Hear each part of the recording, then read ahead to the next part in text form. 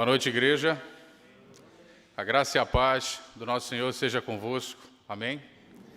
Queridos, eu estou, acho que, emocionado, né? Com o convite, com a oportunidade. Meu coração está cheio de gratidão a Deus, cheio de gratidão, né, também a toda a liderança, né, da CEBI, da ICCR, em especial, né, com o pastor Ayrton. Não vamos perder piada, né, porque essa é a parte boa, né? Eu não sei se é fé, ou eu não sei se é confiança, ou se é aquela fé mesmo, né, do milagre grande. Mas brincadeiras à parte, né, quando ele me mandou o convite, né, para a conferência, e aí eu estou sozinho na sexta-feira, né? Falei, rapaz, Geraldo no sábado, né, com Paulo Tavares, Dejaci Alex na quinta, ele na quarta. Aí o rapaz, estou sozinho na sexta, fui pegar, aí peguei o meu tema. Aí falei, agora eu entendi. Peço inclusive a intercessão dos irmãos, porque o meu tema, né, ele é o mais favorável, né, para que hoje à noite eu saia preso ou eu seja processado. É onde as leis estão mais avançadas, né, nesse sentido. Eu entendi porque ele botou dele na quarta-feira, né, pegou ali Dejaci Alex, né, e separou os outros pastores. Falei, não, bora botar o Paulo ali, porque dá para tocar e qualquer coisa é mais fácil substituir, né? Mas, gente, assim, meu coração está grato. E esse espírito, né, essa alegria, é o que conduz realmente o nosso coração, mesmo diante das dificuldades. E Deus, ele é essa fonte, né, de inspiração para nós, mas na pessoa, né, do nosso líder, né, do nosso pastor Ayrton, ele exala realmente isso, né? São muitos desafios, muitos, mas a gente tenta levar isso da melhor forma possível, né? Muitas vezes o lema, né, pastor, quanto pior, melhor, né? Muitas vezes a coisa está muito séria, né, e para ficar mais divertido precisam vir os desafios. Mas, queridos, o tema que me coube essa noite, só antes disso, para eu não cometer uma falha aqui, que às vezes eu cometo. Nessa noite eu queria apresentar para vocês a minha família. Né, a minha esposa Railca está lá no final. O Thales está do ladinho dela ali, o cabeludo. Sofia está aqui na frente. E tem alguém muito especial, que daqui a 6 dias completa 1 ano que está com o Senhor, que é a nossa filha Raíssa, de 21 anos. Amanhã faz 2 anos que o meu pai partiu, mas a gente sabe, tem certeza e convicção de onde ele está, e nós sabemos também, temos convicção de onde a Raíssa está. E da próxima vez vai ser para sempre. Amém? Mas diante de toda essa dificuldade, todos esses desafios, para a glória de Deus, nós não vamos parar. Amém? Porque Ele nos dá força, Ele nos encoraja, e é por causa dEle, né, que a gente continua seguindo em frente nessa batalha. Amém? O meu tema, como eu falei para vocês, altamente perigoso, né, são os desafios dos cristãos numa cultura de relacionamentos abertos. Eu queria começar esse tempo, né, essa introdução, trazendo algumas estatísticas, né, trazendo algumas informações que são muito curiosas. Só que essas estatísticas, elas vão falar de pessoas cristãs. Eu tirei do livro da Nancy Pearcey, Ama o Teu Corpo. As estatísticas, elas refletem a realidade da igreja americana, porém, elas são muito próximas da realidade da igreja brasileira. Eu estou há 10 anos, né, nessa área de sexualidade. Uma pena que os primeiros 8 anos, né, eles foram numa visão integracionista, mas não foi assim em vão, né? Foi uma experiência que valeu muito, que a gente aprendeu. E nos últimos 2 anos eu estou correndo atrás do prejuízo, lendo, estudando, assistindo os vídeos, né, olhando para aqueles que são nossa referência nessa caminhada, para que a gente possa alinhar. Mas sabe, gente, antes de ler as estatísticas referentes aos cristãos, eu vou dizer algo para vocês. Eu fico assim até impressionado quando algumas pessoas se assustam com alguns fatos, algumas estatísticas relacionadas àquelas pessoas que não são salvas. Gente, eu não me assusto com aquele que não é salvo. Aquele que não tem sobre a vida dele a graça de Deus, porque ele está completamente entregue pela ira de Deus a quê? A si mesmo, aos desejos enganosos do seu coração. Então eu não me assusto. Mas o que me assusta é ver estatísticas como essas, que eu vou compartilhar com vocês, nesse processo introdutório para depois a gente desenvolver em cima dessa temática. Prestem bem atenção. Cristãos. Com relação à pornografia, a autora ela diz que 2/3 dos homens cristãos têm contato mensal com a pornografia. É a mesma estatística daqueles que não são cristãos.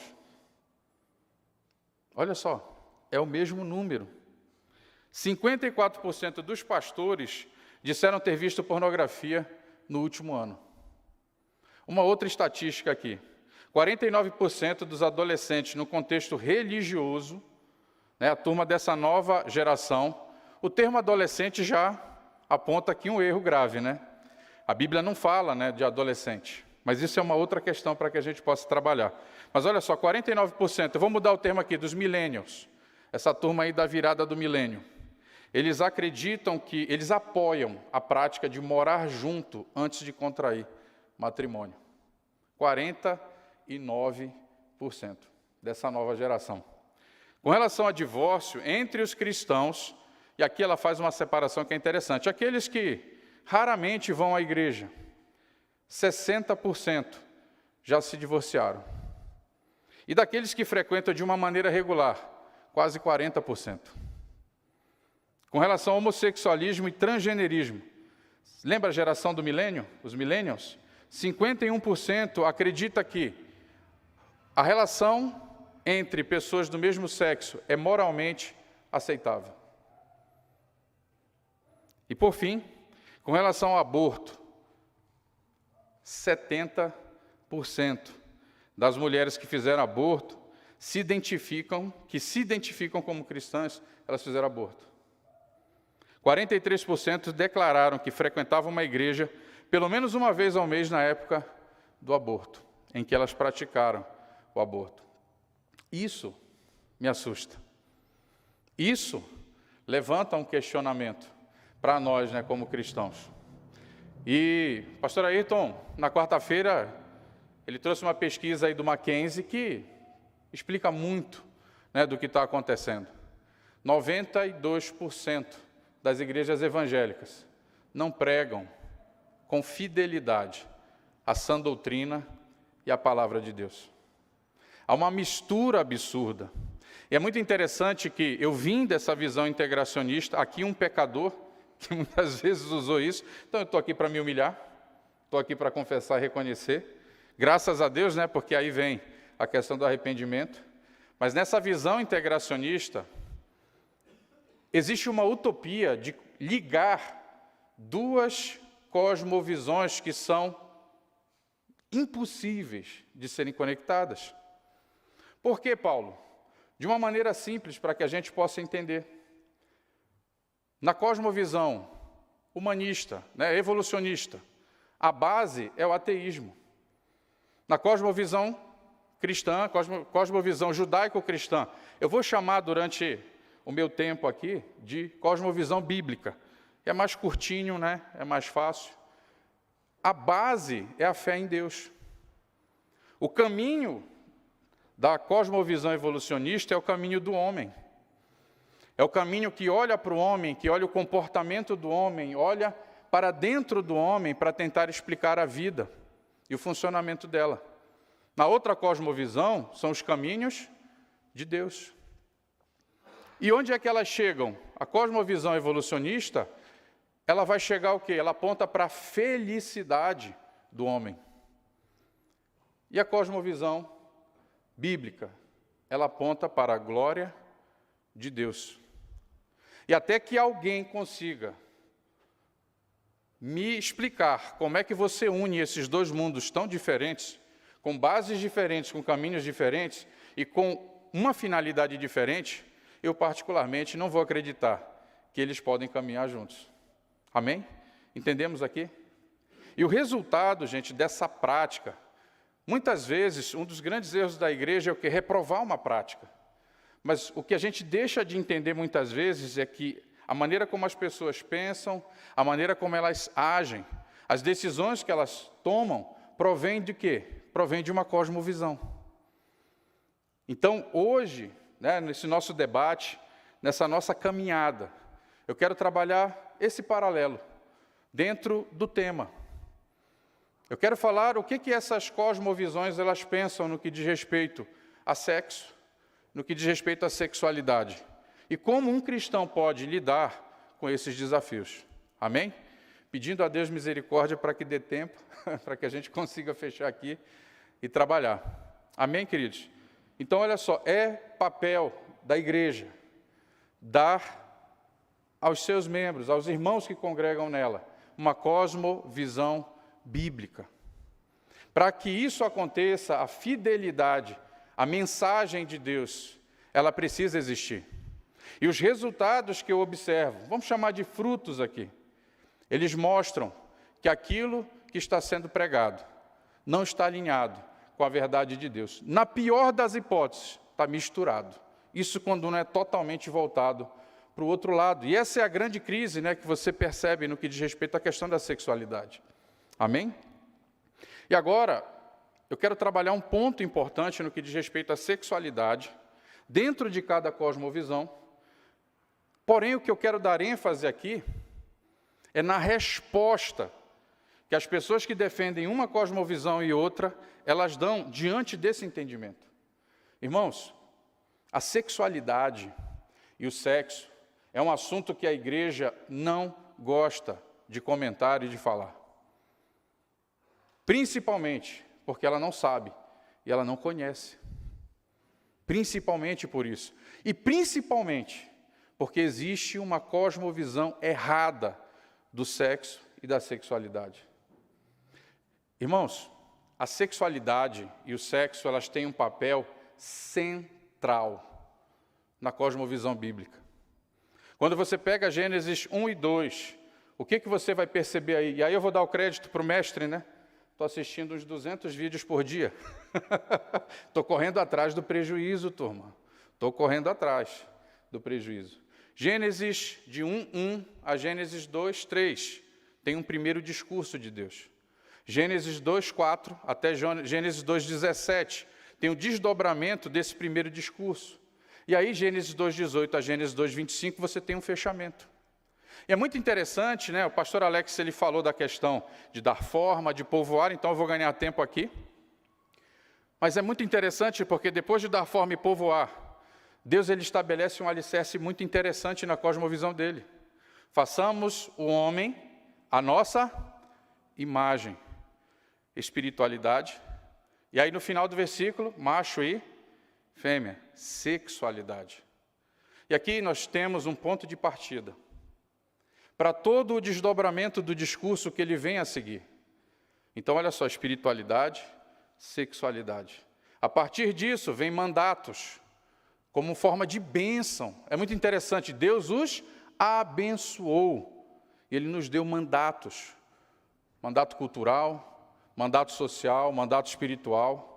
Isso vai se desdobrar para o quê? Para a formação do homem. O homem recebe trabalho. Olha interessante, ó, espiritualidade, sexualidade, formação do homem, trabalho, e aponta, como o pastor Ayrton falou na quarta-feira, numa direção sólida e consistente. E isso termina como? No terceiro discurso, onde é o desdobramento disso? Formação da mulher, formação do casamento, formação da família. Olha como isso começa, olha de onde começa espiritualidade, sexualidade e todo o resto vem se desdobrando. Então, quando a igreja negligencia esse aspecto da sexualidade, dos mandatos da criação, os fundamentos, né, da civilização, porque, gente, eu estou há 18 anos, né, na igreja, porém, eu só vim ouvir falar de mandato cultural, social e até a questão de cosmovisão muito tempo depois. Então, quando a gente negligencia esse aspecto importante, né, da cosmovisão bíblica, nós temos os resultados, né, que nós estamos vendo. Gente, quando chega um homem lá no Pearl Life Ministries, para que nós possamos ajudar esse homem, sabe qual que é o grande desafio no início? É separar, desconectar essa cosmovisão humanista que está impregnada no coração desses homens. porque eles chegam com a mente, com o coração totalmente voltado para uma visão que não é a visão de Deus. E esse é um desafio enorme, queridos. E quando você vai perceber, nós temos pastores com 20 anos de ministério. Nessa situação. Chegam pessoas que estão há 20, 30 anos na igreja, nessa condição, agonizando no pecado sexual, por conta de uma motivação errada, por conta da fonte errada, por conta de um referencial errado para lidar com essas questões, por conta de uma falta de compreensão. Então, queridos, olha só, a sexualidade, ela é fundamental e importante na cosmovisão bíblica. E qual é a resposta da igreja diante disso? Negligente. Negligente. Eu pergunto para vocês, façam uma reflexão no coração de vocês, quantos seminários, que não é a visão ideal, né? Mas tudo bem, é hoje o que se tem. Seminários de sexualidade você fez nos últimos 3 anos, ou você participou na sua igreja. Faça essa reflexão. Então, um assunto tão importante, que gera um impacto tão importante na nossa cosmovisão, ele não pode ser menosprezado. E é por isso que nós somos aí surpreendidos com toda a sorte de escândalo, tempo após tempo. Entendemos aqui, irmãos? Então, algo muito importante e central tem sido negligenciado. Então, sexualidade deveria não ser assunto de seminários nas igrejas. Nós deveríamos ter escolas, principalmente para aqueles que estão chegando. Escolas, eu não falo de escola de sexualidade, não. Nós, no Prayer Life Ministry, estamos montando uma escola puritana da família e da sexualidade. Se Deus permitir, em agosto, nós vamos lançar online lá no nosso site. Aos poucos, nós vamos dar notícias, informações para vocês. Mas a ideia é que esse tema ele esteja disponível na mão dos pais, das mães, das famílias, para que eles possam cumprir o seu propósito, porque nós não sabemos. Nós não sabemos. Não tenho tempo aqui para continuar esse processo de humilhação falando do meu testemunho. Mas pensa num cara que errou muito, muito mesmo. Muitas coisas que eu sei, elas não vieram muitas vezes através de ensino, mas vieram através de experiências extremamente dolorosas, que poderiam ter sido evitadas. Amém? Então, essa guerra, gente, de cosmovisão, ela começou muito cedo. Quando o homem ouviu outra voz no jardim que não a voz de Deus. E esse é o ponto que nós vamos trabalhar. Agora, vamos olhar para a agenda que o pastor Ayrton falou, que está muito abraçada com essa cosmovisão evolucionista. Na Agenda 2030 da ONU, a sexualidade, irmãos, ela também é um tema central. Ela é um tema central e é interessante quando você pega as 17 metas, aquilo que eles determinaram para a sexualidade, ela afeta várias outras áreas que eles determinaram como meta. Não vou ter tempo de aprofundar nisso, mas vou trazer um ponto importante daqui a pouco. Só um detalhe. Na cosmovisão de Deus, na cosmovisão bíblica, a sexualidade e o sexo, elas têm um propósito de gerar vida. E sabe por que a sexualidade também é um tema importante na cosmovisão dessa agenda? Porque a sexualidade e o sexo, do jeito que eles pregam, ela vai gerar morte. Porque o que eles querem, pervertendo aquilo que Deus criou de maneira perfeita, é reduzir a população. É reduzir a população. E eu espero poder compartilhar algumas coisas nesse sentido. Queridos, para que eles consigam atingir as metas deles, eles precisam de uma antropologia totalmente nova no que diz respeito ao homem. E sabe qual que é a estratégia mais, como é que eu posso dizer isso, mais maligna e talvez mais bem-sucedida no que diz respeito a esse aspecto? Você quer desconstruir o homem? Desconstrua a sua sexualidade. Você quer mexer no propósito de Deus para a humanidade? Todo esse desdobramento de casamento, família e todo o resto, mexa na sexualidade. Quando você mexe na sexualidade, você mexe no homem. Quando você mexe na sexualidade, você mexe nos papéis. Quando você mexe na sexualidade, você mexe no casamento. Quando você mexe na sexualidade, você mexe com a família. E você tem uma estratégia maligna, mas extremamente bem sucedida. Agora, qual que é a principal arma para você atacar a sexualidade? A imoralidade sexual. A imoralidade sexual é a arma mais efetiva no que diz respeito ao processo de desconstrução da sexualidade. Vocês entendem por que essa política hedonista ela é tão marcante e ela é tão presente na agenda deles? Sabe por quê, queridos? A imoralidade, ela vai atacar aquilo que Deus estabeleceu de uma maneira tão maravilhosa, que é a sua ética moral. Deus criou todas as coisas boas, perfeitas e agradáveis. E Deus, ele estabelece um padrão, um muro de proteção, vamos chamar dessa forma, maravilhoso, chamado sua ética e a sua moralidade. E vocês vão perceber que esses teóricos dessas ideologias, eles atacam ferozmente o quê? A espiritualidade e a ética moral de Deus. Eles atacam ferozmente.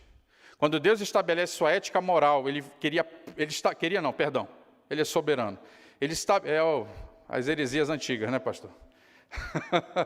Ele estabelece esse muro de proteção ao redor. E ele diz o seguinte: filho, daqui para cá, você tem amor, você tem proteção. A ética moral, queridos, ela visa proteger o amor, o prazer, os relacionamentos abundantes, as coisas frutíferas e boas. Quando você quebra e ultrapassa, e aí a gente tem o desejo lascivo, né? O desejo lascivo é esse desejo que não suporta a ética moral de Deus, ele quer estar do lado de lá. Você só vai encontrar o que do lado de lá? Morte, destruição, divórcio e por aí vai. Gente, a imoralidade sexual, ela vai proporcionar a existência do amor sensual. Quem aqui gostaria de receber agora 10 mil reais? Levanta a mão aí, deixa eu ver. Rapaz, tem gente que não está precisando, né? Mas em notas falsas. Hã? Não? Ó, tem um que levantou a mão ali, pastor, ficar de olho ali que... Estou brincando. Gente, um falsificador, ele não falsifica aquilo que não existe, e ele não falsifica aquilo que não tem valor. E muitas vezes a gente acha que a estratégia dos camaradas lá é fazer algo totalmente oposto, tudo. Não. A ideia é fazer algo parecido, pelo menos no discurso, para tentar enganar. E aí muita gente tem acreditado nisso, e aí começa lá em Gênesis 3 com a Eva. Gente, é a mesma voz ali do jardim que diz, sabe o quê? Não morrerás. Não morrerás. Você pode escolher seu gênero a partir dos seus sentimentos. Por quê? Porque não morrerás. Você pode adulterar, você pode assistir pornografia, você pode ter uma vida livre de prazeres sexuais. Por quê? Não morrerás. É a mesma voz. É a mesma voz. Sussurrando, seduzindo aqueles que estão cegos, surdos e endurecidos pelo prazer lascivo, pela lascívia e por esse prazer barato. Vocês entenderam aqui o ponto? Então, eles vão trabalhar a imoralidade sexual justamente nisso. E agora, eu quero desenvolver, nesse tempo que nós temos, desdobrar essa questão. A pergunta que eu tenho que responder, senão eu vou ser demitido, para onde iremos? Para onde iremos? Numa cultura de relacionamentos abertos, para onde iremos? Tudo que eu falar, eu quero que vocês pensem aí com vocês, para onde iremos? Olha para onde nós iremos. Vive-se hoje uma cultura de relacionamentos abertos por conta da imoralidade sexual.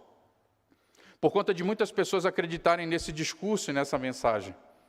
E sabe qual que é o alvo, gente? Olha só. Deus nos fez para relacionamentos íntimos e profundos. Ele nos fez, para o casamento, por exemplo, que é um pacto. A natureza pactual. Quem é da igreja aqui sabe, o pastor já falou várias vezes sobre essa natureza pactual. E isso é muito rico. Agora, nessa proposta da imoralidade, qual que é o ponto aqui? A grande sacada é não se responsabilizar, é não se envolver emocionalmente. Queridos, a intimidade emocional, ela precisa ser construída e estabelecida antes do ato conjugal. Ela precisa, mas essa cultura, o que ela diz? Essa mensagem de relacionamentos abertos, essa cultura, o que ela diz para os jovens e para os desavisados? Olha, você pode ter toda a sorte de prazer, mas não se envolva emocionalmente. Não assuma responsabilidade. Sabe por quê, gente? Porque a diversão em um relacionamento está no fato de se conseguir prazer que puder, sem se responsabilizar ou se envolver com outra pessoa. Eles mercantilizaram os relacionamentos. Hoje você pode pedir comida por aplicativo. Hoje você pode pedir um carro por aplicativo. E hoje você pode pedir uma pessoa. Então as redes sociais, elas viraram um cardápio. As pessoas viraram produtos. E dentro dessa cultura, as pessoas elas são escolhidas como um produto, consumidas como um produto e descartadas como um produto. Existem vários falsos profetas que dizem que não existe beleza na santidade. Esse é o livro, pastor, que eu tenho pesquisado, estou escrevendo, A Beleza da Santidade. Porque hoje existem várias pessoas no mundo dizendo que a santidade não é bela. O que é belo é o que é hedonista. É aquele prazer pelo prazer, sem responsabilidade, sem nada. É isso que nós devemos fazer. E pessoas que topam culturalmente, socialmente isso, são levantadas como ícones para anunciar essa mensagem na geração. E muitos pais têm entregue seus filhos a esses falsos ídolos, a essa turma. E o propósito, gente, no fundo, esse aborto emocional, ele vai bestializar as pessoas. Ele vai idiotizar as pessoas. Por quê? Eles precisam de pessoas idiotizadas e bestializadas, para que essas pessoas estejam focadas somente no seu prazer e no seu desejo, para que eles possam repetir o discurso deles. Gente, pega um militante. Vocês prestaram atenção, se pegar 100, parece um zumbi, Os caras repetem a mesma coisa. Eles não pensam, eles decoraram o script. E eles repetem a mesma coisa, porque eles foram idiotizados. No que diz respeito à questão emocional, quando você separa, gente, isso é intencional. Porque pessoas nesse contexto, e aí vem de novo, para onde iremos? Uma pessoa bestializada, ela não se importa com o aborto. Ela não se importa com o infanticídio. Eu recebi hoje a mensagem que na Califórnia foi autorizado, por lei, que uma mãe pode matar o seu filho até 7 dias de nascido. Já não é mais aborto, agora é infanticídio. E no livro da Nancy Pearcey, ela fala de projetos e de ideologias que querem chegar a ponto de que uma mãe pode assassinar o seu filho até os 12 anos de idade. É o caminho. Para onde iremos nessa cultura? Para onde iremos? Para que a gente possa refletir. Doutora Nancy, ela diz o seguinte: o ato sexual, a mais íntima das relações corporais, foi desconectado das relações pessoais. O sexo é considerado uma atividade puramente recreativa, que pode ser desfrutada sem qualquer vestígio de amor ou compromisso. De novo, gente, quando eu leio isso, que ecoe na cabeça de cada um daqueles que estão assistindo, para onde iremos? A sexualidade é tratada como uma expressão corporal do nosso ser, mas apenas como um instrumento de recreação e de alívio físico. Gente, vocês querem saber de um erro comum que eu tenho escutado por aí, durante todo esse tempo trabalhando com sexualidade, pecado sexual? Ah, esse camarada, ele é viciado em sexo, ele ama o sexo. Mentira. Mentira. Porque uma pessoa hedonista, ela não valoriza o sexo. Ela não valoriza pessoas. Ela não valoriza relacionamentos. Ela não valoriza a vida. Ela não valoriza nada que Deus criou e chamou de bom. Porque uma pessoa que vive o pecado sexual, ela odeia o sexo. Ela odeia as pessoas. Ela odeia os relacionamentos. A única coisa que ela ama é o seu prazer egoísta. Eu não posso nem dizer que ela ama a si mesma. Porque ela odeia o corpo dela quando ela se entrega a toda sorte de imoralidade. A sensualidade, ela cega, ela ensurdece, ela emburrece e ela endurece o coração. Vocês já tentaram conversar e aconselhar com uma pessoa tomada por essa sensualidade? Tomada de lascívia? Dizendo, cara, não faz, a pessoa vai. Você amarra aquela pessoa, a pessoa mesmo assim dá um jeito de soltar e ela vai. Mas sabe por quê, queridos? Ela odeia. É uma expressão de ódio. Por quê? Ele não quer a pessoa. Gente, no sexo, como Deus criou, há um vínculo profundo. Num ser integral, ele não separa o homem. Deus não separa, o homem não se separa. O homem é um ser integral. Então, essa conexão profunda, íntima, afetiva, espiritual e todos os outros contextos no que diz respeito ao homem e uma mulher numa aliança de casamento. Porém, no pecado sexual, a pessoa que vive o pecado sexual, ela não tem vínculo com pessoas. Ela usa pessoas para o seu desejo e para o seu deleite. Ela não quer cuidar de nada. Ela não quer sacrificar nada. Para onde iremos com essa cultura? Para onde iremos? Então, o hedonista, ele odeia o sexo, ele odeia pessoas e relacionamentos. A cultura hedonista, ela marginaliza o homem. O homem se torna violento, egoísta, duro, abusivo, um ogro. A mulher é vulgarizada dentro dessa cultura, totalmente sensual. E os filhos se tornam o quê? Ilegítimos. Porque não há compromisso, não há casamento, não há família. É só o homem voltado para si, para atender os desejos enganosos do seu coração. Para onde iremos? Na cultura hedonista, as pessoas são insaciáveis. A lascívia é insaciável. A lascívia, gente, ela é uma fome, ela é uma sede por prazer, que nada é capaz de saciar. E é muito interessante porque a lascívia, ela é uma manifestação da ira de Deus contra aquela pessoa. É muito interessante que quando você pensa na justiça de Deus, a justiça de Deus, ela é o quê? É a intervenção de Deus para salvar um homem que é incapaz de salvar a si mesmo. Mas na ira de Deus, é a não intervenção. É quando Deus silencia, se afasta. E aquela pessoa recebe a pior coisa que ela pode receber.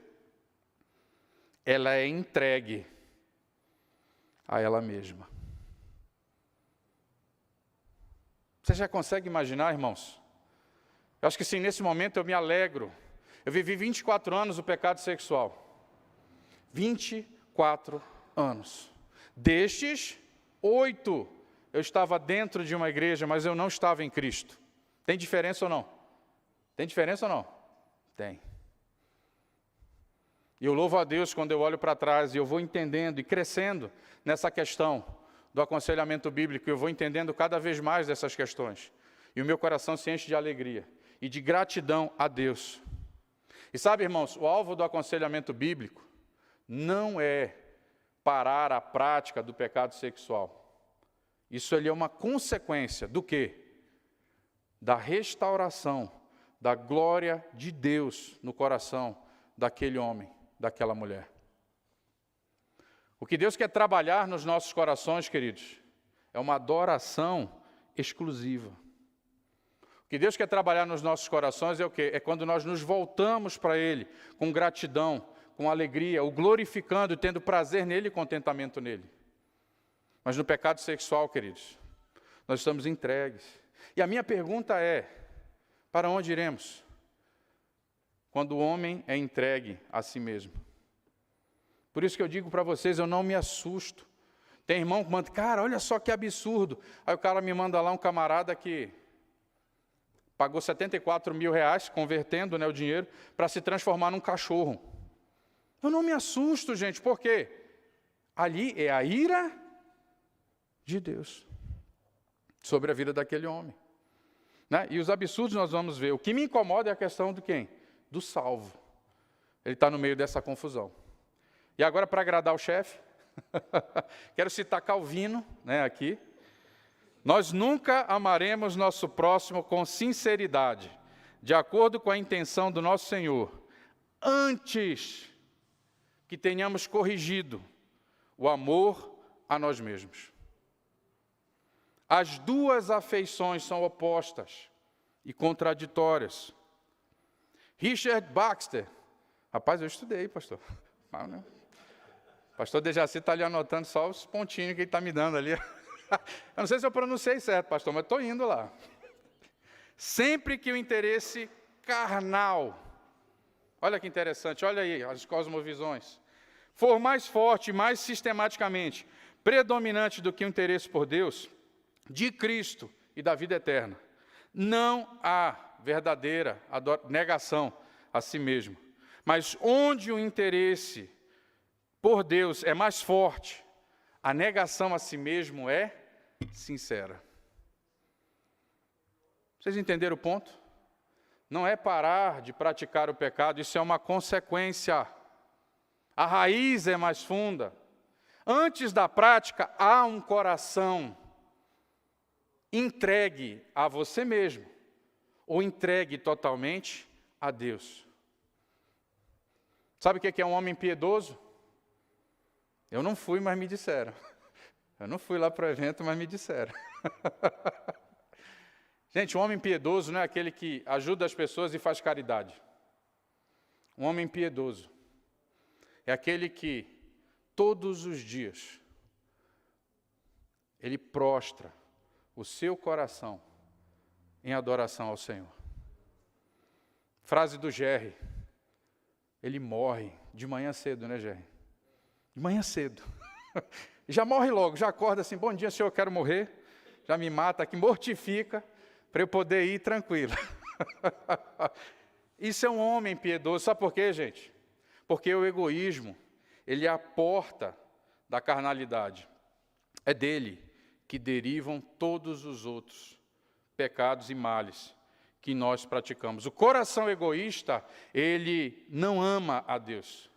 Ele não ama o próximo, ele não ama nem a ele mesmo. E a redenção, queridos, é quando o amor ao Senhor é restaurado no coração desse homem. E quando o amor ao Senhor é restaurado, o amor ao próximo é restaurado. E o amor a si mesmo se torna o quê? Uma realidade. Amém? Vamos avançando. Para onde iremos? Eu estou olhando aquele relógio, ele está contra mim. O problema é que nosso corpo foi criado para relacionamentos íntimos e profundos. Queridos, o nosso corpo, toda a dinâmica dele, toda a natureza dele, foi construída para quê? Para relacionamentos íntimos e profundos, pactuais, num caráter de aliança. É muito interessante quando você pega qualquer área da ciência e ela vai olhar os aspectos do nosso corpo, sabe o que ela vai revelar? Que o nosso corpo e a nossa natureza, eles foram feitos para quê? Para a cosmovisão bíblica. Foram feitos para a cosmovisão de Deus. Então, quando você adota uma cosmovisão diferente da de Deus, sabe o que vai acontecer? Tudo o que for praticado é totalmente antinatural. Sabe o que os neurocientistas descobriram?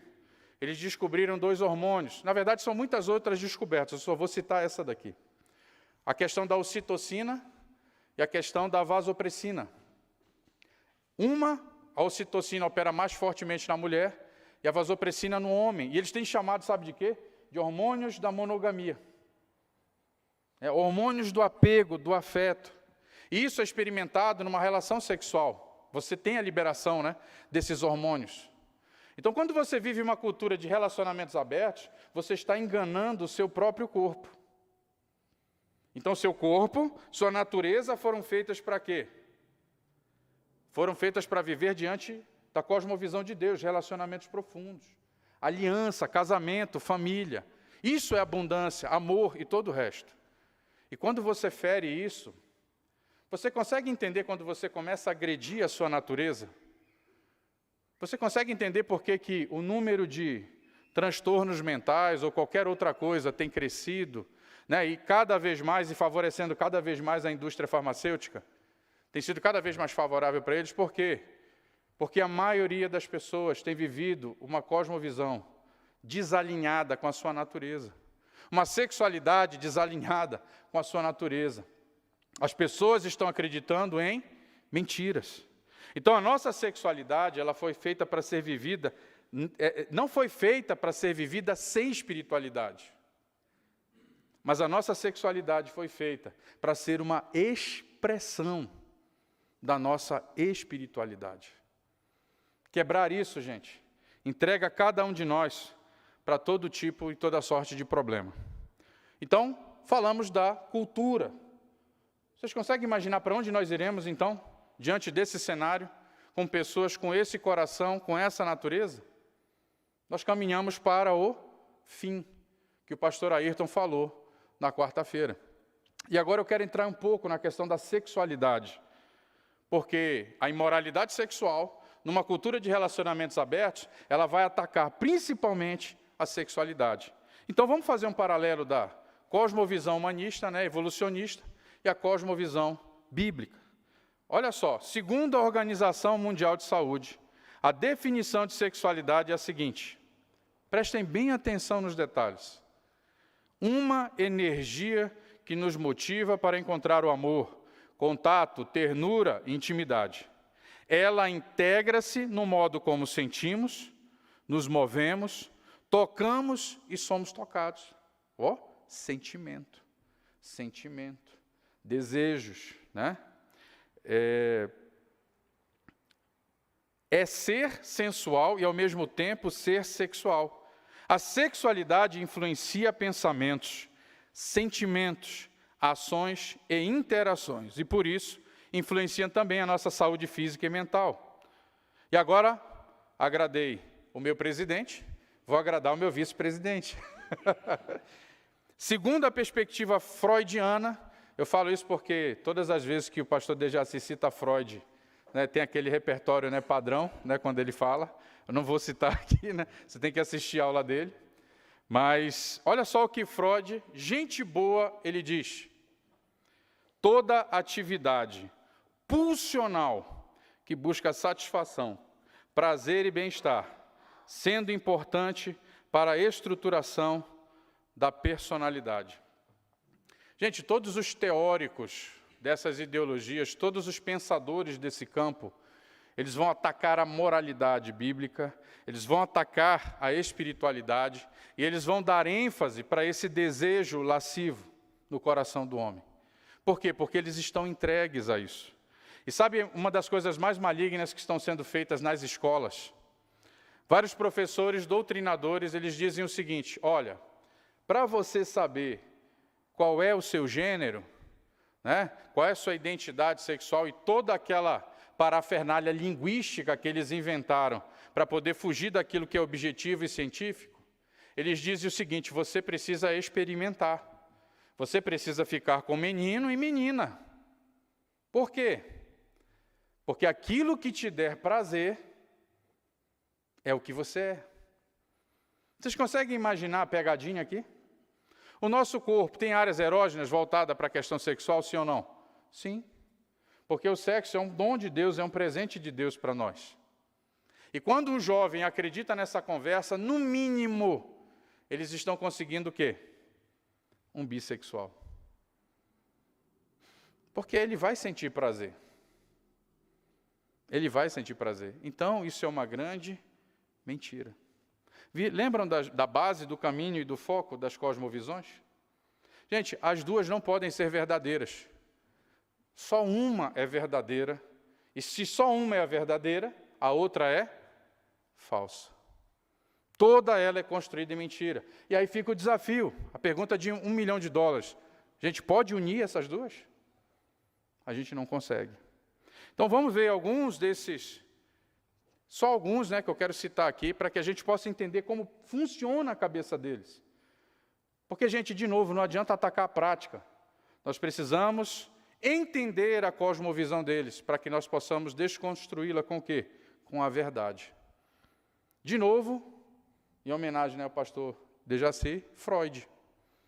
Olha o que Freud fala no que diz respeito a essa questão do sexo e da sexualidade. Para ele, a sexualidade era apenas um impulso biológico. É interessante, enquanto a cosmovisão bíblica fala de um homem integral, na cosmovisão deles, eles separam, eles segmentam o homem, em várias partes. Um impulso biológico e ele acreditava que todo o nosso aparato mental tinha como propósito buscar o prazer. Por isso, a missão de ser humano deveria ser buscar a sua satisfação. Lembram do que eu falei agora há pouco, da pessoa hedonista? Freud desprezava o sexo monogâmico, chegando a dizer: apenas os fracos conformam-se com uma invasão de privacidade tão brutal de sua liberdade sexual. Para Freud, a liberação sexual era o caminho para a saúde mental e sexual. Alfred Kinsey, esse aqui quem gosta dele é o pastor Steve Gallagher, fez um livro só para mostrar o que esse cara fez. Olha só o que o camarada diz. Para Kinsey, o sexo nada mais é do que uma função biológica. Parece com alguma coisa que eu li agora há pouco? De novo, o sexo é uma função biológica, portanto, ele não tem moralidade. Sendo aceitável em qualquer forma que se manifeste. O objetivo dele sempre foi atacar a moralidade, por isso ele resumia o sexo a um mero ato de orgasmo físico. Por fim, Michel Foucault, que muita gente gosta de citar. Foucault disse, Foucault falou. Olha que interessante, Foucault ele diz o seguinte: o sexo é tratado como a chave mestra, para conhecermos quem somos. Sexo é a explicação de tudo. Foucault dizia, ele chega a dizer que vale a pena morrer pelo sexo. E sabe o que aconteceu, queridos? Foucault morreu por conta da sua imoralidade sexual. Em 1984, aos 57 anos, ele morreu de AIDS. Lá no início, quando essa questão surgiu. Então, queridos, não adianta a igreja apenas reprovar essas condutas. Nós precisamos compreender essa cosmovisão. Perceber que ela ataca diretamente a cosmovisão bíblica. E sabe o que é interessante quando você começa a avaliar? O ponto de partida dos estudos de muitos desses camaradas foi a cosmovisão bíblica. Na sua intenção, vamos ver como ela funciona para que nós possamos desconstruí-la. E gerar totalmente aquilo que é antinatural. Então, nós precisamos realmente conhecer e atacar esses pressupostos para ajudar aqueles irmãos que estão chegando, pedindo ajuda, para desconstruir, separar isso que está tão arraigado no coração dele, para que ele possa caminhar em direção à liberdade que o nosso Senhor já conquistou para nós naquela cruz. Agora, olha que coisa maravilhosa. Com relação à sexualidade bíblica, agora é o outro ponto. A sexualidade humana é um aspecto vital do desígnio divino para a humanidade. Deus criou a sexualidade para ser amável, íntima, sacrificial, prazerosa e produtiva. Por isso que Deus ele estabeleceu uma forte ética moral para proteger tudo isso, porque tudo que ele fez é bom. Na sexualidade bíblica, ela é observável, ela é objetiva, não tem espaço para controvérsia. Quando vocês olham para mim, vocês veem o quê? Um homem. Se nós formos fazer uma análise dos hormônios, do meu DNA, dos marcadores biológicos, qual o resultado que vai dar? Um homem. E não tem controvérsia, não tem confusão com relação a isso, né? Ela é objetiva, ela é direta. Então, a sexualidade não apenas está inserida dentro de um plano maior do nosso Criador, ela também está solidificada, olha o alicerce, sobre essa ética moral que esses caras atacam. Gente, inclusive um detalhe, uma das grandes mentiras também que essa cosmovisão diz é que, a outra cosmovisão diz, que o homem é bom. Agora eu pergunto para vocês, se nós fôssemos bons, precisaria de uma lei moral? Precisaríamos de uma ética moral? Se nós nascêssemos com uma ética moral, Deus teria dito, tu encucarás no teu filho essa lei, essa verdade. Fale quando estiver andando, sentado, deitado, em todo o tempo. Por quê? Porque nós precisamos que essa verdade seja o quê? Impregnada em nosso coração. Olha que interessante.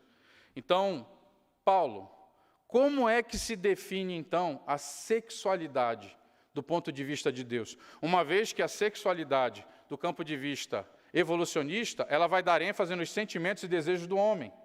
Como é que, então, Deus define isso aqui? Como é que a cosmovisão criacionista determina isso? Irmãos, sexualidade, ela é um dom de Deus. Sexualidade é um presente de Deus. Ela não é definida por aquilo que eu sinto. Ela é definida num ato soberano de Deus. E hoje não precisamos nem esperar o nascimento da criança, né, para saber aquilo que Deus escolheu para cada um de nós. Então, no aconselhamento bíblico, o que é interessante da gente trabalhar? Justamente para que essa pessoa receba a sua sexualidade como esse presente e essa maravilha. E quando Deus ele determina a sexualidade, Ele te dá também dons, Ele te dá talentos, Ele te dá um propósito, Ele te dá um sentido, Ele te dá papéis para que você possa aprender dentro do seio familiar e você possa cumprir os mandatos de Deus no que diz respeito à criação. Então, gente, a sexualidade, ela foi feita por Deus como esse dom, como esse presente, que a gente precisa acolher e receber. Isso é uma chave dentro do aconselhamento, porque as pessoas chegam acreditando que são os sentimentos delas que definem quem elas são.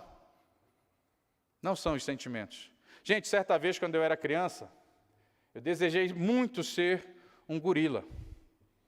Eu quase consigo.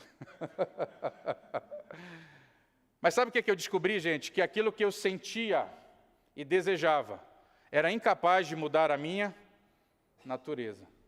Não tinha Monga, a mulher gorila? Pois é, rapaz, eu não sei por que eu queria ser um gorila. Sabe Deus, né? Mas é muito interessante isso, o que eu sinto não muda. Mas as pessoas vão chegar para você, elas vão chegar na sua igreja, e elas vão acreditar firmemente que aquilo que elas sentem, os desejos delas, é que definem quem elas são. E quando, na sua abordagem, ela consegue entender que há essa separação, que é um dom de Deus, 50% do caminho já foi dado. Amém? Então, olha só, essa sexualidade com esses dons e talentos, elas foram feitas por Deus para ser desfrutada dentro do casamento monogâmico, pactual, até a morte e no cumprimento dos papéis espirituais, sociais e culturais ordenados por Deus. A sexualidade, ela tem método, ela tem função, ela tem sentido, ela tem um plano, ela tem um propósito. E somente homem e mulher podem cumprir esse propósito que Deus determinou. Amém, irmãos? E agora, eu quero, para fechar essa questão de sexualidade, citar uma pessoa que foi aconselhada pela doutora Nancy Pearcey sobre esse processo. E olha que coisa maravilhosa, que essa pessoa, quando ela entendeu essa diferença e ela se rendeu e se prostrou à verdade. Embora nossos sentimentos sejam importantes, não são eles que definem a nossa identidade. Não são eles. Tampouco eles são um guia confiável para os propósitos de Deus. Por quê? Porque eles são decaídos e eles são pecaminosos. Por isso que há essa confusão no nosso coração, muitas vezes. Então, há uma confusão de quem nós somos por conta deles. Agora, o marcador mais confiável de quem nós somos e de qual é a nossa identidade física, é a nossa identidade física e corporificada, dada por Deus, como homem e como a mulher. Amém, gente? Entendemos o ponto? E sabe o que é interessante? Quando você tem contato com a verdade bíblica, só tem um caminho para que você possa negar essa verdade. Através de um processo de cegueira mesmo, feito por um processo de doutrinação. A única chance dos teóricos das ideologias humanistas terem sucesso na sua abordagem, sabe qual que é? É através de doutrinação.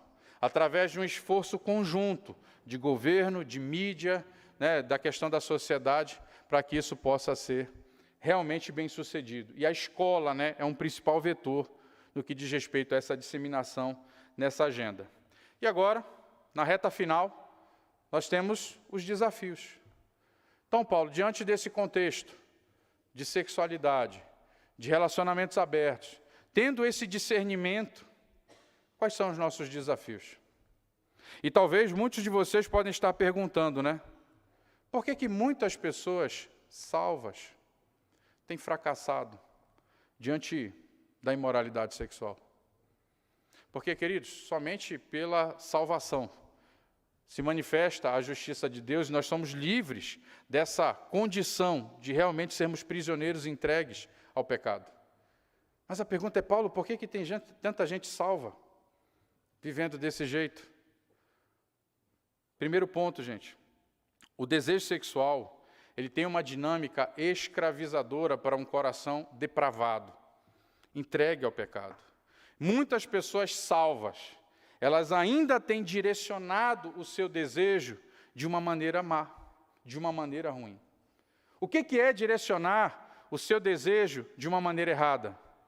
É quando você, ao invés de direcionar o seu desejo para a adoração e para a glória de Deus, você direciona o seu desejo para quem?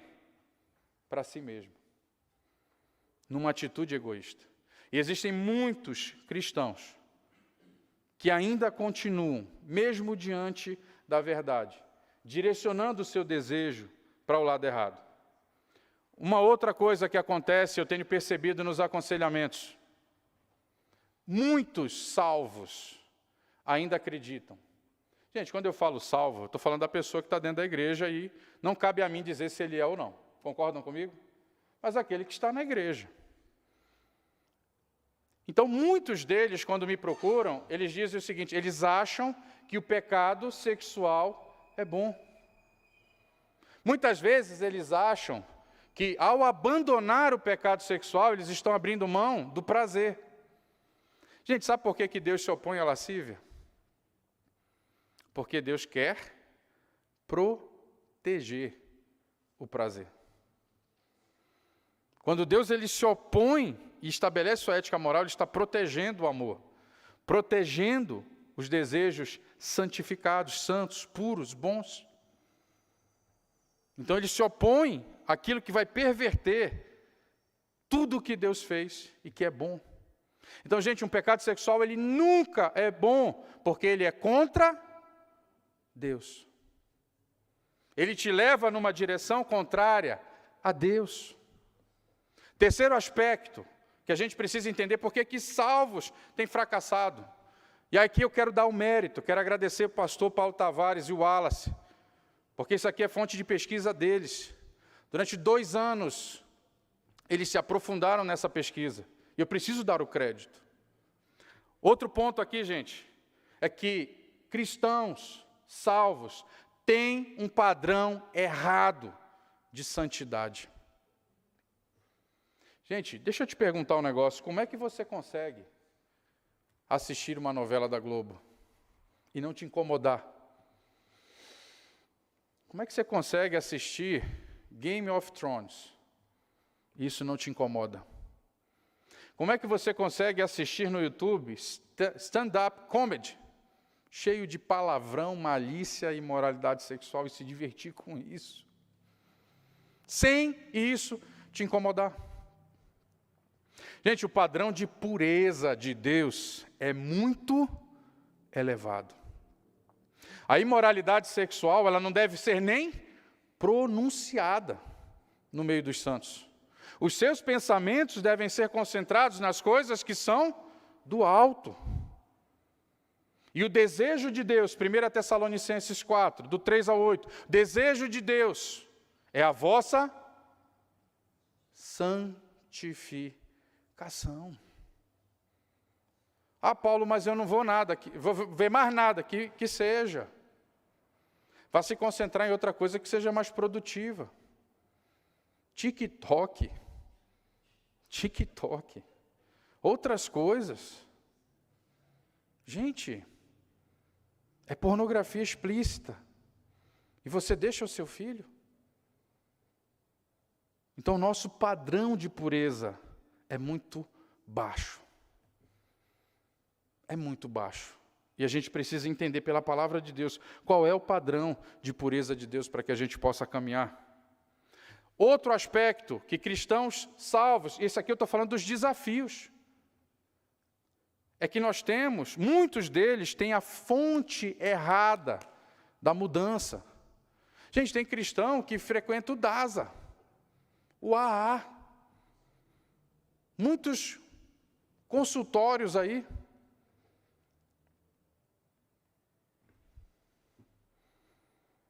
Aí você chega lá, de repente, no grupo de apoio e diz assim: eu sou fulano de tal, eu sou um dependente de amor e sexo anônimo e estou há 3 anos sem pecado, né? Sem pecado não, sem uma recaída.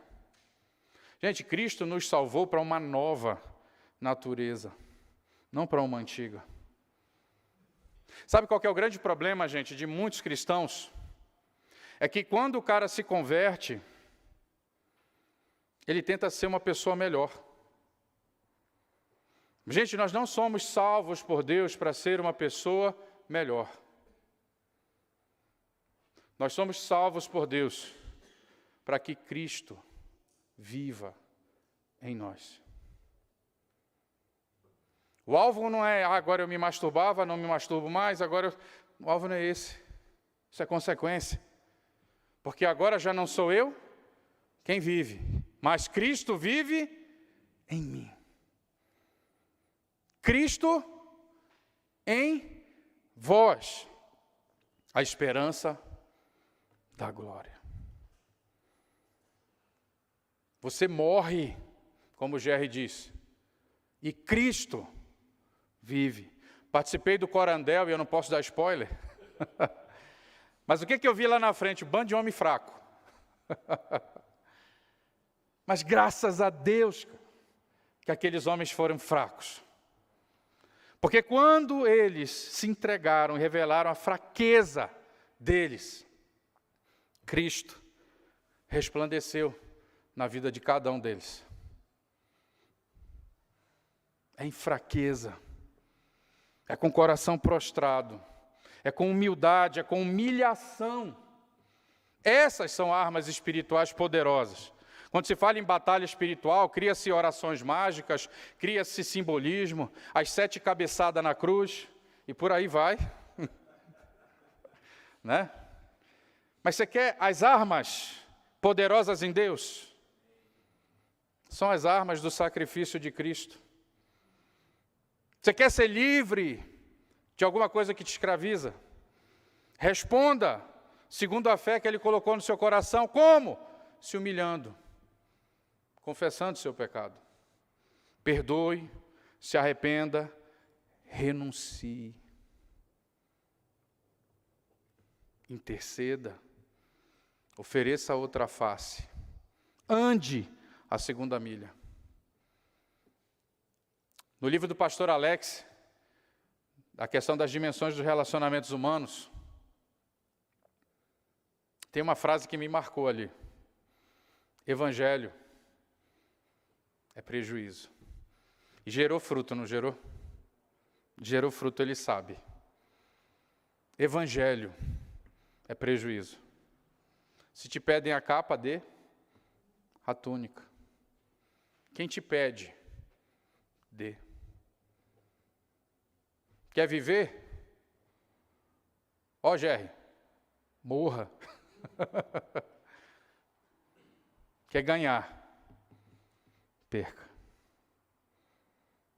Essa é a mensagem pura. E se você usa essas armas, você vence qualquer batalha espiritual. Essas são as armas. Resumindo tudo, tomar prejuízo é perder, é renunciar, é morrer. Morre logo, como diz o Jerry, que é mais fácil. Outro aspecto, queridos, por que pessoas salvas têm fracassado? Porque elas têm a motivação errada para se livrar do pecado sexual. A motivação da maioria é se livrar dos prejuízos que o pecado sexual causa. A motivação da maioria é o quê? Parar com a prática do pecado sexual. Gente, todo pecado é contra Deus. E a motivação para deixar o pecado é a glória de Deus. É glorificar a Deus. Muita gente fracassa porque tenta usar a força do seu braço para lidar com o pecado sexual. Não vai conseguir. Não vai conseguir. O poder para que você possa vencer o pecado sexual ou qualquer outro tipo de pecado escravizador é o poder da cruz de Cristo. Aquele que quer me seguir, negue-se. Negue-se a si mesmo. Tome a sua cruz e me siga. O poder para vencer o pecado é a graça de Deus. Poder para vencer o pecado é a fé em nosso Senhor. E a fé, queridos, ela é uma dinâmica relacional. É muito interessante pensar dessa forma. Ou seja, ele vem a você, ele se faz conhecido e você responde a essa vida dele em seu coração. Em 2012, essa fé finalmente veio a mim. E algo foi pedido naquele dia, 6 de abril de 2012. Ele veio a mim. E eu respondi. E essa fé falava em meu coração. Confesse para sua esposa quem você é de verdade. E naquele dia, dia 6 de abril, mais ou menos por volta das 15h30, gente, quando a gente é crucificado, a gente não esquece. Eu dei à minha esposa, depois de 10 anos, o direito de conhecer quem verdadeiramente eu era. E foram 10 anos falando de adultérios, prostituições, abusos e toda sorte de torpeza que vocês podem imaginar. E por que eu levei 2 anos? É que eu não lembrava mesmo, mas quando eu lembrava, essa fé vinha. Tem que tomar cuidado com o que a gente pede em oração, né, pastor? Essa fé vinha e eu lembrava. E eu precisava entregar. Eu precisava caminhar. E sabe, queridos, para lidar com o desejo, a palavra de Deus ela vai nos mostrar o caminho para a liberdade, a chave para escapar do ciclo de derrota e adotar o padrão de santidade de Deus. Ela vai mostrar a fonte de poder correto. Ela vai mostrar a motivação correta para lutar contra o pecado sexual. Então, quando a gente entende isso, gente, as coisas começam verdadeiramente a mudar no nosso coração. Sabe o que a ética bíblica ela vai fazer? ela vai lidar com o contentamento do seu coração. Contentamento em quem? Em Deus. É você olhar para Deus, é você entender, né, a maravilhosa graça, né, que Ele estende para nós, as suas maravilhosas misericórdias. Você entender que tudo aquilo que Ele planejou, estabeleceu para nós é bom, é perfeito, é agradável. E você se entrega a essa questão. Então, o conselheiro bíblico, ele não tem que estar focado em mudar o desejo da pessoa. Mas ele tem que ajudar essa pessoa a direcionar esse desejo para a glória de Deus. Para a adoração a Deus. Amém? Agora, só um cuidado quando a gente fala de ética moral. C.J. Mahaney, ele diz o seguinte: o legalismo procura alcançar o perdão de Deus e a aceitação de Deus através de minha obediência a Deus. Isso é religião. Isso é religião. É pelo meu esforço pessoal que eu quero agradar a Deus, impressionar a Deus e mudar todas as coisas. Não. O perdão de Deus e a sua aceitação, eles vêm por meio de arrependimento e quebrantamento. Salmo 51. Ambos são uma resposta de fé, baseados no padrão de santidade correta, no poder e motivação correta. E de novo, irmãos, o que liberta o homem da escravidão do pecado é a fé. Eu quero fechar esse tempo falando de uma das pregações que eu mais fui impactado no final do ano passado e no início desse ano. Foi a pregação do pastor Paulo Tavares, redenção dos sentidos. Diante de tudo isso, vocês viram a questão da cosmovisão evolucionista? Os sentidos são totalmente pervertidos, voltados para a satisfação do homem. Então, diante desse cenário, o que precisa ser redimido? Os nossos sentidos. Os salvos, eles ainda têm a marca, o corpo marcado pelo pecado. Então, os seus sentidos, eles precisam ser redimidos. Nós precisamos entender, queridos, que os nossos sentidos, eles são uma grande fonte de prazer. E eles foram feitos com o propósito de que cada um de nós conheça a Deus e desenvolva um relacionamento profundo com Deus. Gente, por mais que muita gente acredite nisso, né, eu já vi assim aquela frase, olha, o cachorro é um ser humaninho, né, mas ele não é o ser humaninho. Gente, o homem é o único ser da criação, feito para reconhecer a Deus na criação e ter um relacionamento íntimo e profundo com Ele. Só o homem pode chegar na frente de uma cachoeira e dizer, Senhor, que coisa linda que Tu fizeste. Senhor, que maravilha de mar, de praia. Senhor, olha só que coisa mais linda, mais incrível, eu Te adoro. Obrigado, Senhor. E glorifica ao Senhor nessas questões. Os nossos sentidos foram para isso.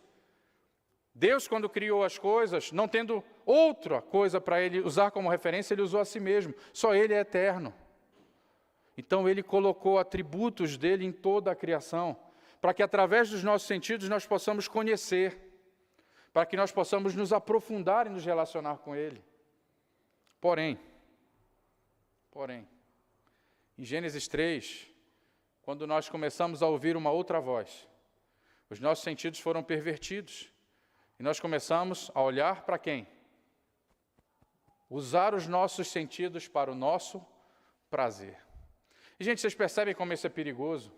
Quando o homem usa os seus sentidos e ele começa a fazer escolhas não baseadas na ética moral de Deus, mas baseada no seu prazer. Vocês conseguem entender as consequências disso? Vocês já viram alguém viciado em alface? Já? Acho que tirando o Vitor, mais ninguém, né? Vocês já viram alguém viciado em brócolis, couve-flor? Vocês já viram assim, casa de recuperação para a selga? viciados em acelga. Não, gente, sabe por quê? Porque o que escraviza é aquilo que dá prazer. E quando o homem escolhe, baseado não numa ética moral, mas naquilo que dá prazer, ele está se entregando a toda essa dinâmica de escravidão. Ele vai ser capturado por isso. Nós seremos prisioneiros do nosso próprio corpo.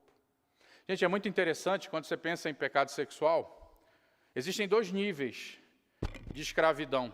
É muito interessante. A primeira é literalmente uma escravidão no corpo, relacionada à prática sexual. E essa escravidão, ela é neuroquímica. Eu chamo de ciclo dopamínico. Olha lá, rapaz. O negócio é... Que cachaça é essa, né, pastor? Ciclo dopamínico. Ou seja, o nosso centro de recompensa, toda a dinâmica, né, que acontece de mudança no nosso cérebro por conta da neuroplasticidade, ela gera, assim, uma escravidão no corpo. Porém, gente, essa é só a casca. A escravidão real, ela acontece onde? No coração do homem. Então, muitas vezes, a pessoa fica 2 anos sem pecar sexualmente, mas as questões do coração dela não foram tratadas, os ídolos do coração não foram derrubados. O que acontece? Ela vai cair, mais cedo ou mais tarde. Então, a redenção dos sentidos, né, ela é justamente o quê? Quando a ética moral de Deus, ela volta a ser o nosso referencial. Ou seja, eu não escolho baseado no que me dá prazer, eu escolho baseado naquilo que Deus diz que é bom. E eu rejeito aquilo que Deus abomina. Os meus sentimentos, muitas vezes, os meus sentidos, eles vão me empurrar para uma direção contrária. Mas estabelece-se esse limite moral. Pela graça de Deus, pela ação salvadora de Deus, pelo poder de Deus que atua em nós. E sabe o que acontece, queridos? A gente consegue se curvar ao Senhor.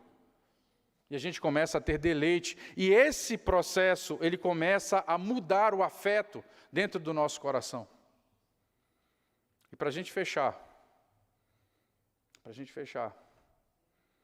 lembram do cara hedonista? Ele não está disposto a sacrificar nada com relação a ele sacrifica tudo com relação aos outros. O conceito de amor bíblico é sacrificial. A palavra, Jesus, meu Deus do céu, me proteja agora. Tem 2 ali que manjam de grego, hebraico, tudo, você falar errado agora. Ahavar. É mais ou menos, pelo menos que eu entendi. E essa palavra, ela entra num conceito sacrificial. A primeira vez que ahavar apareceu foi quando Deus pede Isaac a Abraão. Eu quero que tu sacrifiques este filho, a quem tu ahavar, a quem tu amas. Gente, é mais ou menos assim esse processo. Eu amo mais a Deus, eu amo mais ao próximo, do que este pecado que eu preciso sacrificar. Isso é adoração. Isso é amor a Deus. Eu tenho mais prazer em Deus, no próximo, do que neste pecado que eu preciso sacrificar. Olha que interessante, Abraão tinha que sacrificar o filho que ele amava. E nós precisamos sacrificar o pecado que nós amamos. O sacrifício, ele glorifica a Deus. O sacrifício, ele glorifica a Deus. Amém? Pai, muito obrigado por esse tempo tão precioso com os meus irmãos. O que seria de nós, Pai, sem a Tua graça, sem as Tuas misericórdias, sem a Tua compaixão, sem o Teu amor leal, sem a Tua bondade? O que seria de nós, Pai, sem o Senhor? Nada. Não seríamos nada. Então, nessa noite, Pai, nós nos curvamos ao Senhor, em adoração, em louvor. Pai, tudo que foi feito essa noite foi para a Tua glória, e para a tua adoração. Pai, em nome de Jesus, que tudo que foi ministrado possa levar cada um de nós para baixo, para a posição que é nossa, dentro dessa dinâmica relacional com o Senhor. Que possamos verdadeiramente, Pai, nos prostrar diante do Senhor, em adoração, em louvor, em tremor, temor e amor. Em nome de Jesus. Amém. Graças a Deus.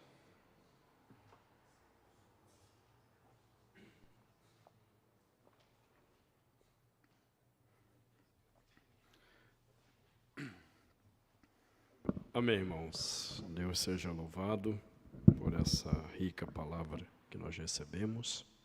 Creio que muito instrutiva. E nós vamos abrir agora para perguntas e respostas. Porém, antes, deixa eu dar alguns avisos. Primeiro, lembrando, quem chegou atrasado, esse é um dos livros que o Paulo Gouveia escreveu, O Impacto Pessoal e Social da Pornografia. Tem ali na livraria, você pode comprar, abençoar o ministério dele. E, já te disse, altamente recomendado. Tá? Já li e realmente tenho um grande prazer em poder recomendar que você compre esse livro. Segunda questão. Julho é um mês bem animadinho aqui de programação, irmãos. Nós vamos ter aí dia 21 e 22 de julho o doutor Jean-Marie Lambert conosco. Fiquei sabendo já por algumas pessoas que o doutor Jean-Marie, inclusive, está nos documentários do Brasil Paralelo. Ele vem nos falar aqui sobre essa agenda globalista que a ONU está implantando no mundo todo.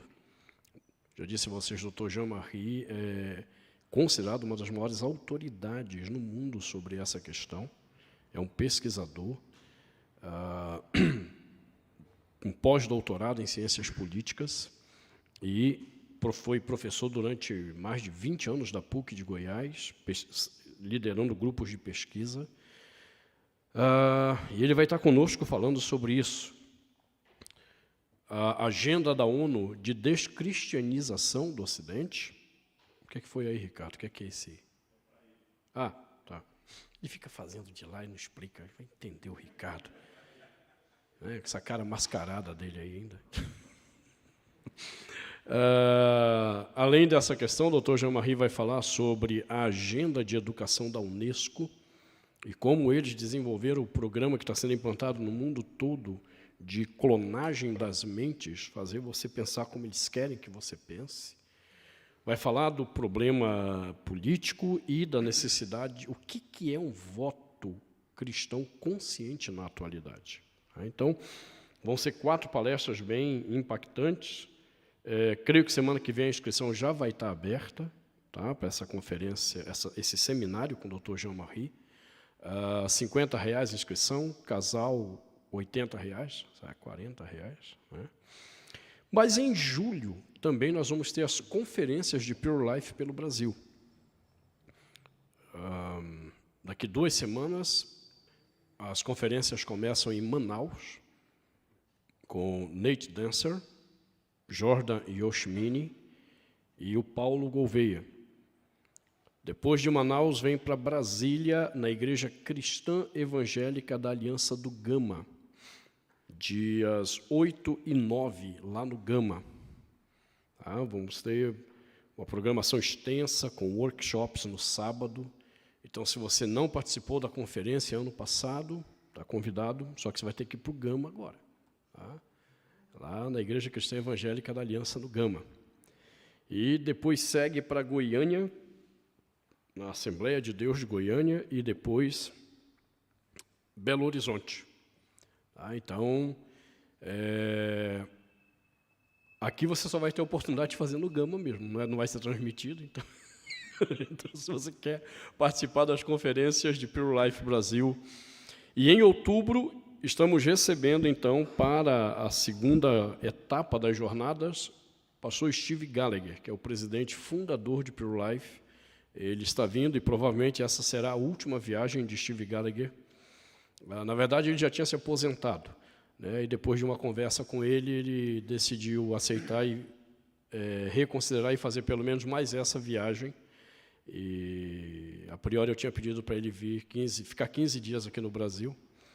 E aí ele falou que não tinha problema, que era fácil. Aí quando ele falou isso, eu disse, bom, então se é fácil assim, quem fica 15 fica 21.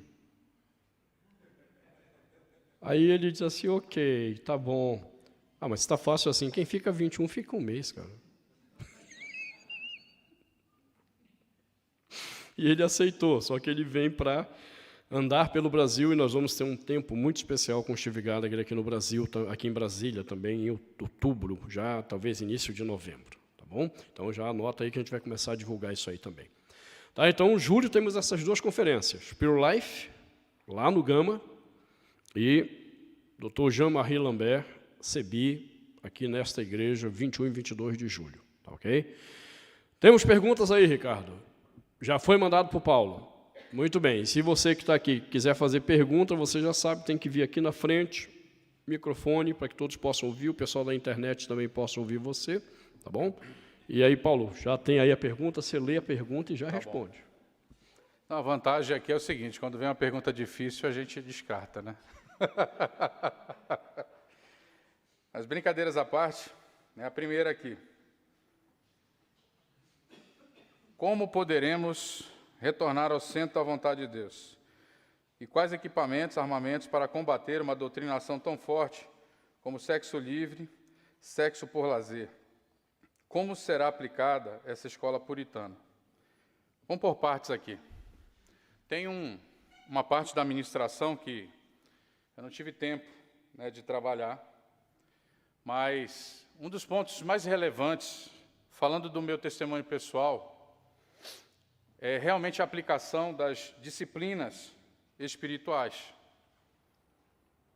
Gente, uma vida devocional, quando você realmente entende, né, a questão da oração, da palavra de Deus, né, da meditação, né, do que significa uma vida de adoração, essas coisas realmente elas têm um poder maravilhoso, né, em trabalhar e fortalecer o seu coração.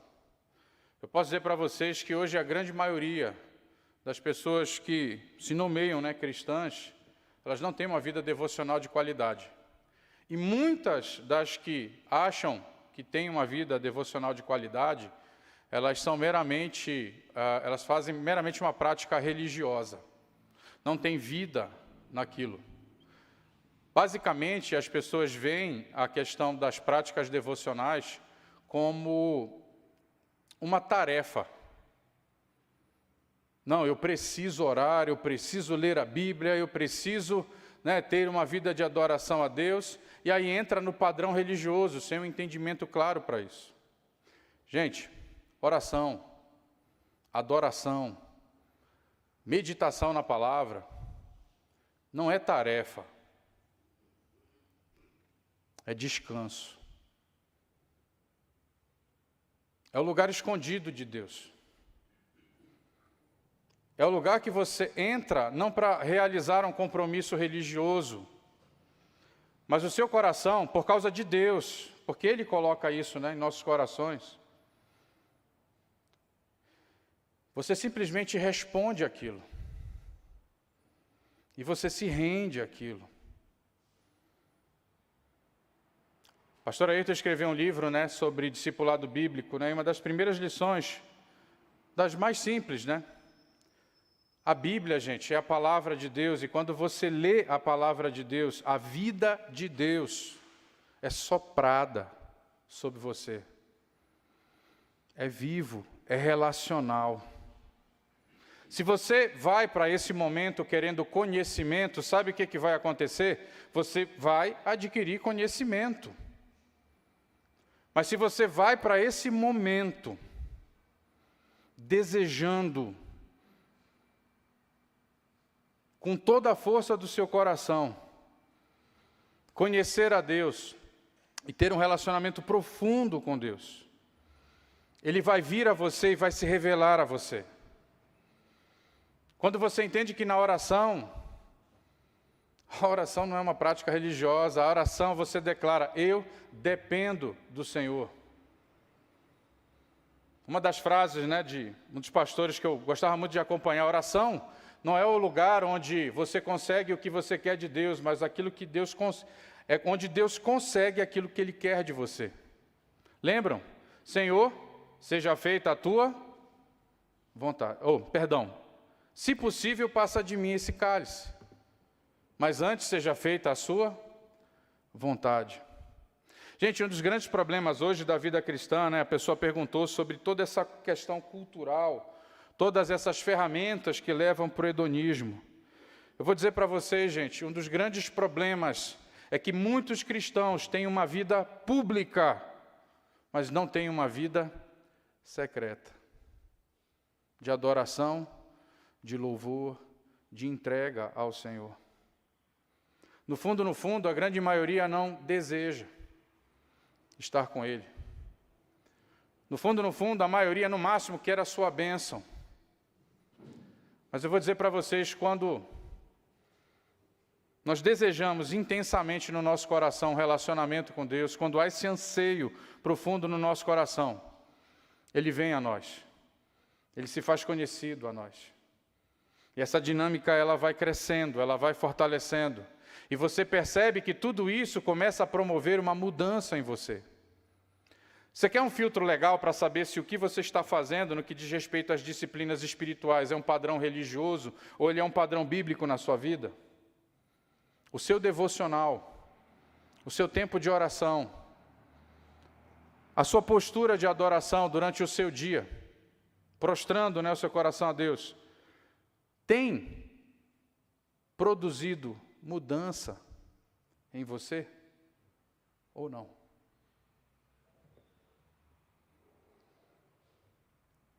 Abrir a palavra de Deus é impossível. Você abrir a palavra de Deus e ela não produzir mudança em seu coração. É impossível você abrir a palavra de Deus. Se você não vê o amor de Deus, a vida de Deus emanar daquilo, ainda que ela te contrarie. A palavra de Deus, ela não é a nosso favor. Mas isso é amor de Deus. Se você realmente entende que a oração é um lugar de morte, eu duvido que isso não vai produzir mudança no seu coração. Sabe, queridos, na minha oração, isso foi bagunçado um pouco, no meu tempo de oração, isso foi bagunçado nessa transição, até a gente chegar à nossa casa e aí está retomando aos poucos. Mas sabe, esse tempo de oração, sabe, um tempo de entrega, é um momento onde eu confesso os meus pecados, confesso as minhas tentações, reconheço as minhas fraquezas. E sabe o que é interessante? Eu não recebo de volta, sabe, dureza ou qualquer outra questão. Eu recebo graça, eu recebo favor, eu recebo amor, eu recebo um direcionamento. É a ação dele em nós que muda todas as coisas. E nós precisamos quebrar esse padrão religioso. Nós nos acostumamos a vir ao culto. Nós nos acostumamos a entregar dízimo. Nós nos acostumamos a ceiar, nós nos acostumamos a cantar louvores. Mas em muitos de nós isso já não produz mudança nenhuma. Porque meramente isso se tornou o quê? Um ato religioso. De novo, queridos, a glória de Deus precisa ser restaurada na igreja. Quando esse irmão fala, uma cultura, alguma coisa, o padrão de pureza e de santidade não é o padrão bíblico, e ele precisa ser restaurado, ele precisa ser estabelecido. Amém? Tem um negócio chamado amputação radical. Eu não tive tempo de falar no aconselhamento bíblico. Mas as exigências da santificação, gente, é uma consagração permanente. Olha que interessante, 1 Coríntios 1:2. A igreja de Deus que está em Corinto, aos santificados, em Cristo Jesus, chamados para ser santos. Então a igreja já foi santificada e entregue por Cristo a Deus. Porém nós que estamos aqui, precisamos ainda garantir que haja uma consagração permanente em nosso coração. Nós precisamos manter o foco. Nós precisamos alinhar realmente os aspectos da nossa vida. E o que eu vou dizer para vocês, queridos, a coisa mais fundamental e importante eu perdi tudo. Eu era gerente regional de um banco. Esse banco era o maior banco do mundo no hemisfério sul. Eu abri mão da minha carreira, eu abri mão da minha reputação. Eu sofro humilhações terríveis até hoje. Perdi minha casa, perdi meu carro, perdi uma filha.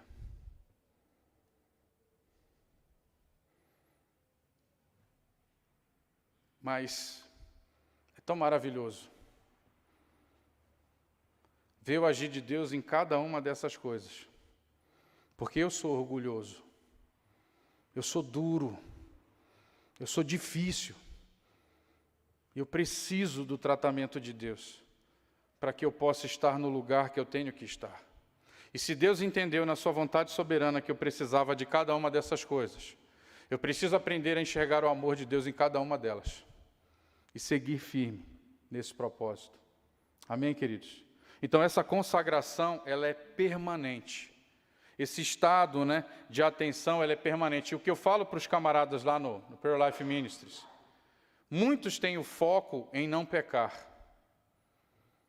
E esses caras ficam tão preocupados em não pecar que eles vão lá e pecam. Eu disse, cara, o foco de vocês é o relacionamento pessoal de vocês com Deus. O que eu quero ouvir na prestação de conta semanal não é o quanto você pecou ou deixou de pecar. Isso naturalmente vai cessar. Mas o que eu quero dizer é o quanto no seu relacionamento pessoal com Deus você cresceu. E você se aprofundou. Amém, gente? Daria para falar bastante coisa sobre isso, mas eu acho que o ponto principal é esse. O ponto principal é esse. Gente, é real. É vivo. É intenso, é verdadeiro. E Ele vem a nós. É Ele quem escolhe. É Ele que vem. É Ele que derruba. É Ele que levanta. É Ele que faz. E quando você percebe essa ação, você simplesmente se rende a ela. Amém? Vamos ver aqui.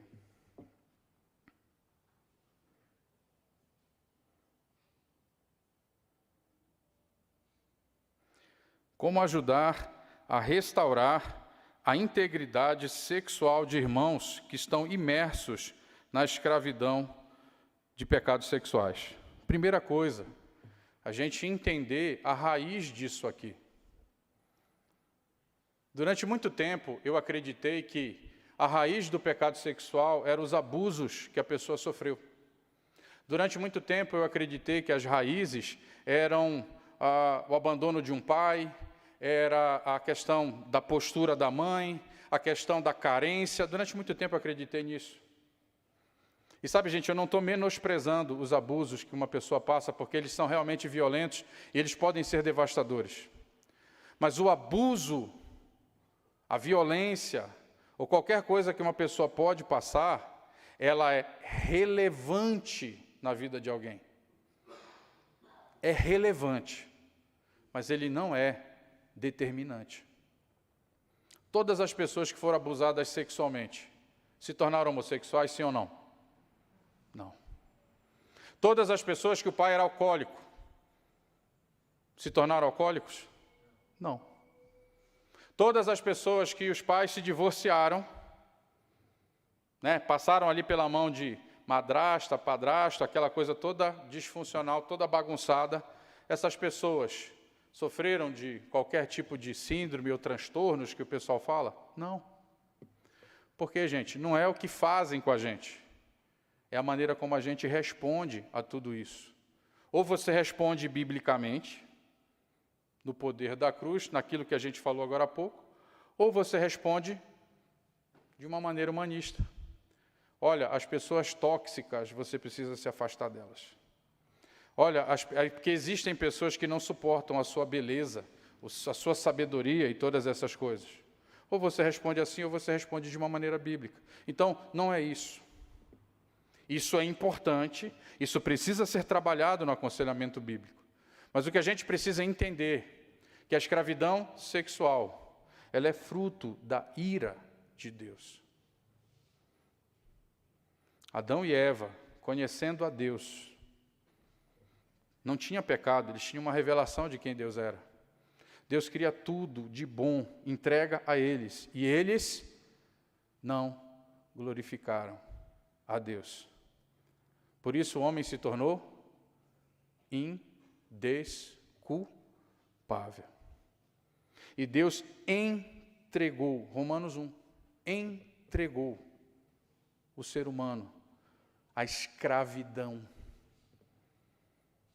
Então, não dar glória a Deus, não glorificar a Deus, é a ira de Deus contra a iniquidade e a impiedade do homem. E Deus entrega ao homem a impureza, a imundície e a relações sexuais contrárias. E somente a salvação em Cristo Jesus, numa ação de Deus, ela muda essa condição no nosso coração. Seguindo, no texto de Romanos, você vai ver o quê? Que Deus não só é poderoso para salvar, misericordioso e gracioso, mas Ele é poderoso para te capacitar a vencer o pecado sexual e a escravidão, ainda que o teu corpo ainda tenha as marcas. Olha que coisa maravilhosa, é Ele quem capacita, é Ele quem fortalece, é Ele quem dá a graça para que a gente possa lidar com esse pecado. Nós precisamos estar nele, unidos a Ele, crescendo nesse relacionamento com Ele. E como é que a gente cresce? Através da nossa performance espiritual? Não, através da nossa rendição.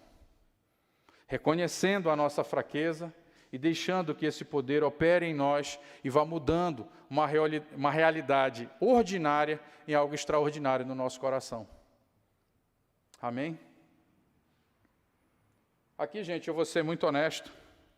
Tem uma outra pergunta que eu não sei responder. E eu não vou enrolar ninguém. A pessoa perguntou, considerando a sexualidade bíblica, seu propósito, sentido, função, como desfazer o argumento de pessoas que nascem com marcadores biológicos de ambos os sexos. Eu tenho uma ideia de como responder, mas não é concreta. Eu assumo um compromisso com essa igreja e com essa pessoa de pesquisar e dar uma resposta decente para ela. Amém? Durante muito tempo eu fingi. Durante muito tempo eu manipulei. Não quero mais. Eu não sei responder a essa pergunta. E é melhor falar a verdade. Amém? Então são esses, os pontos, que estão falando aqui. E eu acho que é isso. Não sei, pastor, se tem mais alguém que quer perguntar alguma coisa. Se alguém fizer alguma pergunta difícil aqui, aí eu não tenho como pular, aí eu faço uma propaganda do Pure Life, tá? Fez a pergunta difícil, eu falei, então, Pure Life Ministry, você já entendeu que eu não sei. Amém? Posso falar algo do ministério, pastor, agora para a gente encerrar? Gente, nós como ministério, nós estamos nos organizando no Brasil, no sentido de realmente servir a igreja brasileira. O Ministério Pure Life, ele tem 3 áreas de ação e de atuação para servir a igreja brasileira. Primeira área, a área de restauração. Nós estamos estabelecendo os programas de aconselhamento bíblico que existem nos Estados Unidos, tá? Começamos com o programa residencial e esse ano começamos a fazer alguns testes e finalmente chegamos no modelo do programa Vencedores em Casa. São pessoas que não podem morar conosco no nosso programa residencial, então elas vão ficar na casa delas, seguindo a rotina delas, e elas vão ter o acompanhamento à distância. Esse programa já foi desenhado, só falta agora ser imputado no site. Então, a área de restauração é o quê? São pessoas que nós vamos servir a partir do momento que elas estão escravas do pecado sexual. Elas estão aprisionadas pelo pecado sexual e elas precisam receber esse entendimento, elas precisam de uma intervenção mais próxima. Só que, olha só, nós somos um ministério. E nós entendemos a necessidade de treinar e capacitar, principalmente a partir da CEBI, do entendimento da CEBI, conselheiros bíblicos. Então, nós temos uma segunda área dentro do ministério, que é a área de treinamento. E nessa área de treinamento, nós queremos viabilizar cursos, seminários, pós-graduações, capacitações, tradução de livros, tudo o que você possa imaginar para que nós possamos entregar na mão da igreja ferramentas, para que a igreja possa se valer e nós possamos formar líderes que querem trabalhar no ministério de sexualidade. Que assim, montar na igreja dele e seguir adiante. Não precisa estar ligado a nós queremos mesmo é que isso realmente se expanda. Eu tenho uma notícia muito boa para vocês. Amanhã vai ser lançado o folder com relação a mais uma pós-graduação que nós vamos abrir, com uma condição especial que começa agora em agosto. Então, quem perdeu a nossa primeira turma, e aqui uma notícia boa, pastor. 25 alunos se inscreveram na nossa primeira pós-graduação. Normalmente, se inscreve 30, 40, e ao longo da pós-graduação as pessoas vão desistindo. Eu quero louvar o nosso Deus, porque nós estamos fechando o 5º módulo, chegamos na metade da escola, e agora nós temos 26 alunos. Aumentou um. Ninguém desistiu. E entrou um que eu quero entender que é esse camarada aí no meio da história, né? Mas olha só, ninguém desistiu. Então, em agosto, nós vamos abrir a nossa 2ª turma em parceria com a CEBI, né? Nesse sentido, e eu queria muito ajudar. Se você não quer fazer, não tem interesse em trabalhar nessa área, ajuda a gente, pelo menos, a divulgar isso, para que a gente possa, né, disseminar essa questão de formação. E o terceira área que o Prayer Life Ministries trabalha no Brasil é a área de mobilização. Mobilização. E o que é isso? As igrejas que querem um ministério de sexualidade em sua igreja. Nós temos o pastor Felipe e o pastor Ricardo como coordenadores dessa área. E o que eles vão fazer? Eles estão montando um modelo para que as igrejas recebam a instrução, todo o material didático e todo o funcionamento, né, para que eles possam montar esses grupos nas suas igrejas. Então, olha que interessante, nós estamos trabalhando na restauração, trabalhamos no treinamento e ajudando na implantação de vários ministérios. E, olha a veia pentecostal aí, pastor, vindo aí. Nós entendemos, né, baseado nisso, que há 3 comissionamentos. Tinha que ter uma heresia aí no final, né, pastor? Então, primeiro, área de restauração, Mateus 11, vinde a mim, todos vós que estão cansados e sobrecarregados. Primeiro comissionamento que Jesus fez. Ele disse, vinde a mim. E essas pessoas vão para a área de restauração. Segundo comissionamento, vinde após mim. Mateus 16, negue-se a si mesmo, tome sua cruz e me siga. É a base da área de treinamento. E na área de mobilização, qual que é a base bíblica? Qual é que é a fundamentação? Mateus 28, ide. Então, nós estabelecemos o ministério com essas visões e nós estamos, assim, nos estruturando realmente para servir você que é pastor, né, a sua igreja, para que nós possamos realmente trabalhar, né, servir a Deus dentro dessa cosmovisão aqui no Brasil. Pastor, muito obrigado pelo convite. A cada um de vocês, obrigado pela paciência. A vocês, né, que estão assistindo. Opa, tem mais uma pergunta. Já estou fugindo das perguntas difíceis aqui, Ricardo.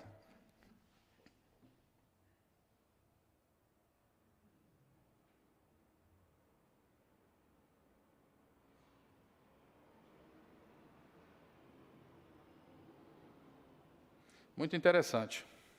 Como entender ou aceitar a cura da escravidão sexual? Depois de quase 20 anos, Deus teve misericórdia e muito amor sobre a minha vida e me trouxe de volta, sem eu merecer. Estou há 6 anos buscando o Senhor e serei eternamente grata a Deus, mas muitas vezes ainda me sinto suja, podre, e isso me faz novamente pedir perdão a Deus sobre o meu passado. Gente, é muito simples isso aqui. Nós temos um padrão errado de santidade. Sabe, há uma utopia das pessoas dizendo o seguinte, não, agora que eu sou livre da escravidão do pecado sexual, eu não vou mais ter desejos pecaminosos. Gente, essa é uma visão errada que gera frustração. Eu quero ser bem simples, bem direto dessa vez. Santidade não é ausência de tentação. Santidade é quando, em Deus, você aprende a dizer não para o seu mau desejo. Quem acha aqui que eu deixei, está ali minha esposa, quem acha aqui que eu deixei de ser tentado, depois que Deus realmente veio e tirou essas amarras da escravidão sexual da minha vida? Quem acha que eu deixei de ser tentado? Gente, isso não existe. Isso não existe. Mas na redenção dos sentidos, esse afeto ele vai mudando. Hoje, eu não tenho desejo de ver pornografia. Realmente, eu não tenho. Eu não tenho desejo de me masturbar. Isso não existe mais na minha vida. Porém, já que a gente está aqui para se humilhar, e glória a Deus por isso, porque a glória é dele, eventualmente, há mulheres que chamam a minha atenção, que eu acho muito bonitas. Só que eu chego, antigamente, o que acontecia? Eu olhava aquela mulher sensual, a minha cabeça, cheia de memória pornográfica, fantasiava aquelas mulheres. Hoje não. Hoje eu estou andando, vejo aquela mulher, falei, poxa, que mulher bonita, e aí eu começo a proclamar no meu coração a verdade de Deus. Lembram? A ética moral de Deus na frente? Eu digo, poxa, que mulher bonita, mas não é minha esposa. Não glorifica a Deus. E eu digo não para qualquer mau desejo. Hoje, eu não fantasio mais essas mulheres nuas na minha cabeça. Realmente, o meu afeto por essas coisas mudou. Mas essa carne aqui ainda está marcada pelo pecado. E todos os dias, por isso que a santificação ela tem que ser progressiva. A santificação ela tem que ser diária, a consagração é diária. O rendimento, você se render a Deus, é diário. É você acordar realmente e morrer. Talvez a dificuldade de alguns de vocês não seja a questão sexual. Mas talvez quando vem uma proposta indecorosa financeira, isso talvez balance a gente. Talvez qualquer outro tipo de proposta, mas há áreas no nosso coração que precisam de sentinelas. E nós precisamos caminhar entendendo que não é o que me dá prazer que deve dirigir a minha escolha, mas tem que ser o quê? Aquilo que Deus diz que é bom. E aquilo que Deus diz que é bom, vai contrariar qualquer natureza contrária à vontade dele. Amém, gente? Então grava isso. Santidade não é ausência de tentação. Santidade é quando você, nele, aprende a dizer não para o seu mau desejo. Amém? Amém. Pastor?